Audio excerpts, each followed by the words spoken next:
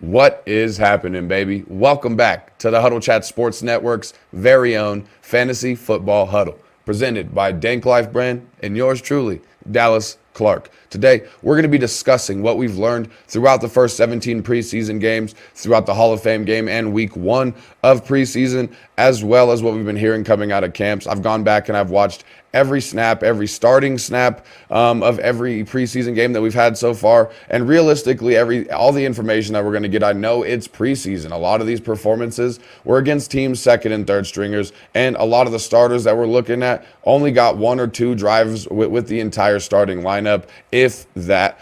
So really, when we're looking at preseason games and breaking it down, you're looking mostly at the rookie performances that you're getting to see for the first time. You're getting some of these injuries that are going to be changing your rankings as well. You're getting more clarity on some of these position battles that we're seeing here on like running backs, some of these wide receiver rooms that are giving us a lot of questions, and players that are giving you second thoughts after you're seeing they may not be getting the usage that you might have thought going into the year. So before we get started, of course, I want to make sure to ask you, if you're watching us over on YouTube, to hit that like button as well as that subscriptions bar and notifications bell so you always know when new information is coming out to you. And if you haven't yet, check us out over on our new platform on Spotify. And if you're listening to the audio version on Spotify, make sure you hit that follow button as well on the Spotify Huddle Chat Sports Network's podcast page. Now, without further ado, let's fill up our cups, roll something up, and get right into week 1 of the preseason and what we've really learned so far. First things first, we have a couple of injuries to discuss. J.J. McCarthy, rookie quarterback of the Minnesota Vikings, looked great, but he has suffered an injury and is now out for the season after taking a knee injury. He had the meniscus surgery, so his 2024 rookie campaign is officially over. As far as Justin Jefferson, I'm not moving Jay Jettas at all in my rankings. He's still going to be inside my top 3 wide receivers, top 5, 7 picks overall. So I think that Justin Jefferson with Sam Darnold, he's got that DeAndre Hopkins effect. It doesn't matter who is in the quarterback room. I could be throwing passes to Justin Jefferson, and he is going to ball out. So I'm not really worried too terribly much about Justin Jefferson with that J.J. McCarthy injury. Now you do have Hollywood Brown. Now he suffered that SC shoulder sprain. It's looking like if he does miss any time, you're looking maybe week 2 being his return. Unfortunately, with this injury, you're looking at it being something that it's very up in the air. We've seen many players with the same injury. Some come back in 3 to 4 weeks. Some can come back in as long as 9 weeks. So it's really a case-by-case basis. But from all the reports that we're seeing, it's not too bad. And you're looking at a return in week 2 being most likely if he misses week 1, which of course would open up Xavier Worthy and Rashee Rice. The suspension is still possible for Rashee Rice, but at this point they keep pushing back his court proceedings. The NFL has done nothing. So if anything does come from the NFL side of things, I'm assuming that it would come after this NFL season. You're also looking at Sky Moore potentially getting some of that ability as well. He got 5 snaps with the starters, 2 Xavier Worthy's, 4 snaps with the starters. So if you're missing Hollywood Brown, you're looking at potentially having a version of the Chiefs offense that we saw last year. Hollywood Brown, like I said, I'm not really moving him too much in my rankings until we start hearing more about the timetable for his injury return. But if based on just him coming back week 2, if he does miss time, I'm still cool with that. The biggest injury that everybody should know about this point is Christian McCaffrey's calf injury. He's got a slightly elevated re-injury risk. That's going to be going through week 4.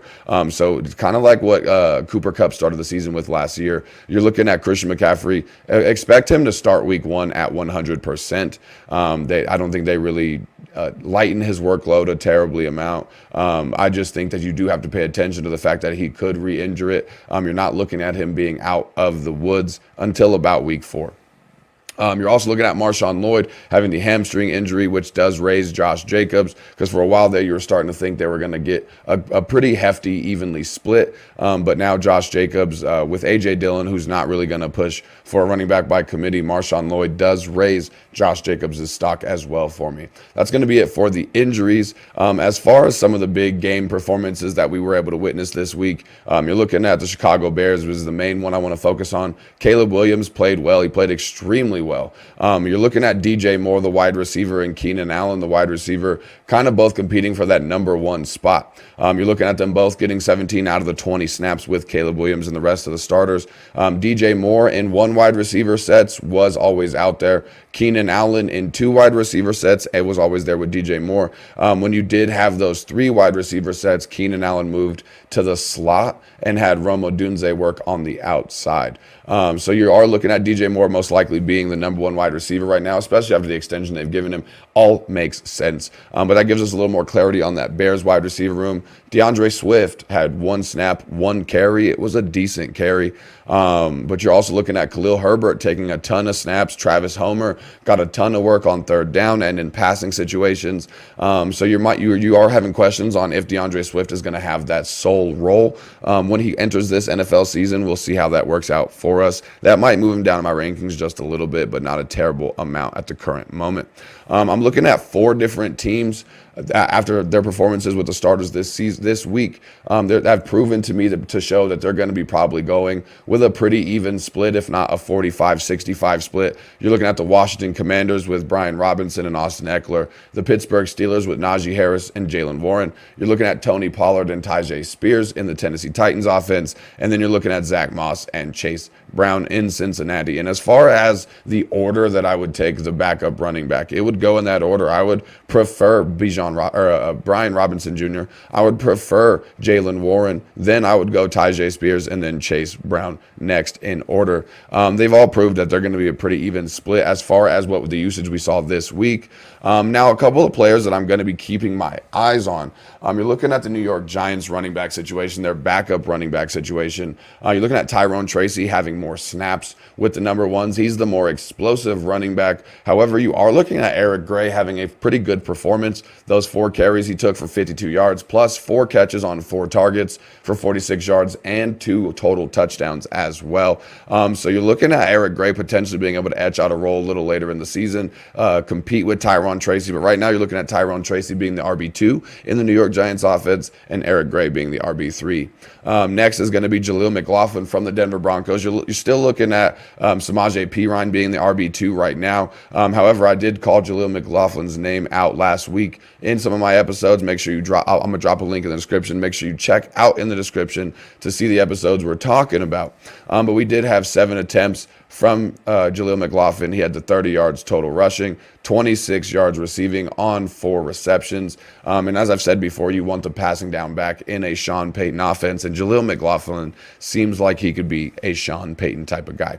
You're also looking at Braylon Allen in the New York Jets being probably cementing himself as RB2 for the New York Jets right now. He had that 54 yards on 6 carries this week. And all reports coming from camp are showing that he is going to be the backup. I don't really think that eats into Breece Hall's role too terribly much. However, if Breece Hall is to miss any time or anything crazy is to happen in this offense, Braylon Allen puts himself in a very lucrative position.